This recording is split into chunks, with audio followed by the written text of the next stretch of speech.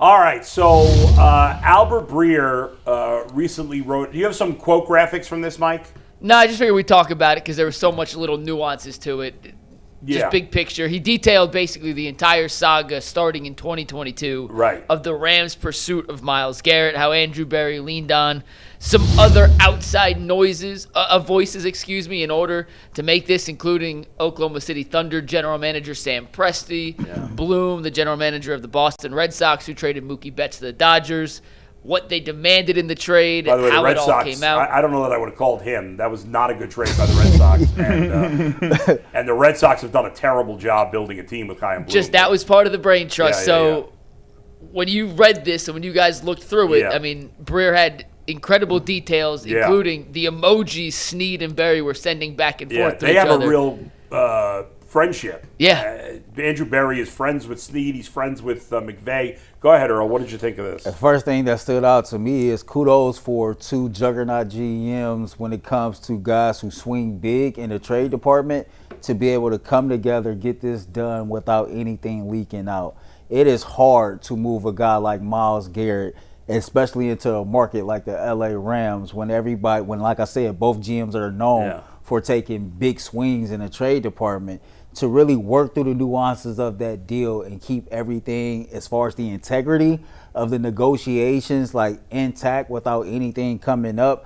I got to give kudos to both parties for being able to get that done. I think about when Kawhi Leonard was a free agent and he was going on his tour and it leaked out about his meeting with the Lakers. He instantly scratched him off their list. And he ended up going to the LA Clippers. And so when you are able to get those type of deals done to that magnitude, with like keeping everything in-house and integrity is not compromised, for me, that was the biggest thing that stood out in the entire article, how they were able to do that. Man, I was looking at it like this. First and foremost, I think it gives a lot of different people, now that you look back and look at it, it helps people move on. I think he had a lot of great detail.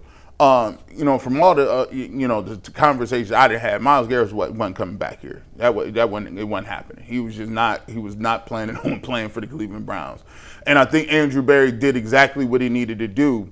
I thought it was very interesting that at the time, Andrew Berry said, I need premium capital. I need a young guy under asset that we can have under control and extend. And on top of that, we're gonna need some draft picks as well. So if you look at it, the Rams were the only team that kind of really fulfilled that need. And they talked about them going after him in 2022. They kicked the tires on it during the trade deadline. And Andrew Berry was like, nah, I'm not going to move him. This time, after he signaled that, they moved his bonus back, it was funny because the Rams it came across their desk and he picks it up. And this is after they went and got Trip McDuffie. Yeah. This is after they went and signed free agents. They went to the cap guy and said, hey, is this even possible, or why would they do this? Yeah. So they got all into, everybody. They put the package together, and I thought it was funny when they said to the Rams, if the Rams call you, they not gonna call you to kick the tires. They're not gonna call you to say they serious and they're gonna have an offer ready to go. They put the offer on the table, and the offer did not have Jared Verse, and then Andrew Berry's like, nah, I can't do that. You gotta give me something back. Now think about it. Also, they also said they were gonna give 2 first-round picks. They were gonna give another first-round pick instead of Jared Verse. Right. And the Browns said no. And now that we look back at it, my question to a lot of people is, would you have taken the first 2 first-round picks, or would you take him first? No, you would have taken first. It wasn't 2 more first-round picks. Well, no, it's just one more. But I would have took this package is better than that one. Yeah. That's what really stood out to me, because we were having this conversation the other day of like, what would the trade have been if it wasn't for Verse? And the difference was you would have had a first-round pick instead of Verse, and Verse was a first-round pick who we already know is good. Now, you change teams, you have different teammates, different schemes. Maybe he's not quite as good here. Maybe he's not quite as good the first year, and then he's good the second. Who knows? But I'm going to say going into it, I think he's going to be a good player. Is he better than that? A very good player. Does he become a superstar? We'll see. Anything's possible. We know the odds of him becoming anything like Myles Garrett is almost impossible because there's only been 2 or 3 players at that level in the history of the sport. Fact. So odds are it's not going to be him.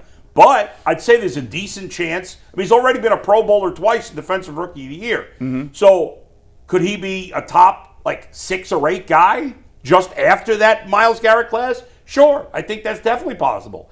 And if he is, and if they use the trade capital right, it ends up being a great trade for both. This is a win for the Rams, 100%. Anybody trying to argue anything else is stupid. The question is, will it be a win for both teams? I think by getting Verse and the first-round pick in next year's draft and 2 other high picks going forward after that, the Browns have a chance to make it a win-win, which is ideal in a trade like this. I think when you add Jared Verse, that is Andrew Berry telling you that we are retooling, not rebuilding. Because if you were interested in just a total rebuild, you would have took that 2028 first-round pick instead of Jared Verse instead.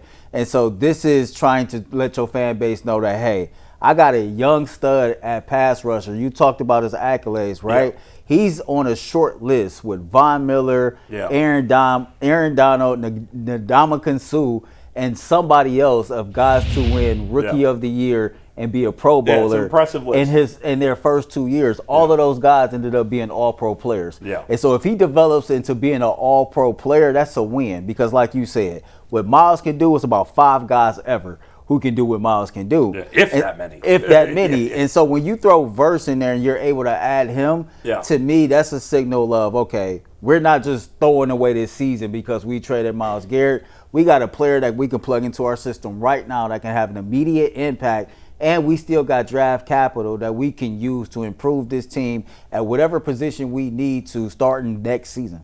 Yeah, I mean, I don't know that I necessarily agree that if you were totally rebuilding, you wouldn't still get this guy because he's young. He's only played 2 years.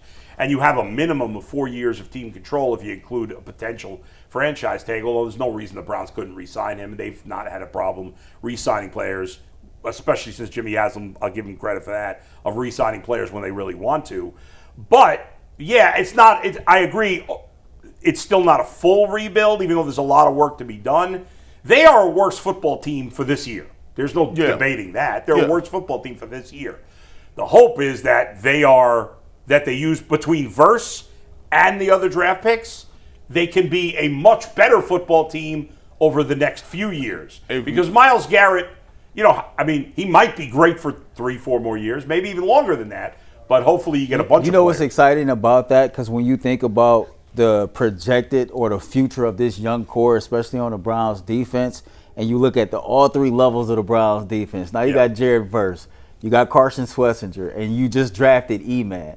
And so on paper, the cornerstones of the Browns defense moving forward looks pretty damn good. E-Man's hasn't played yet, so that's why I said on paper.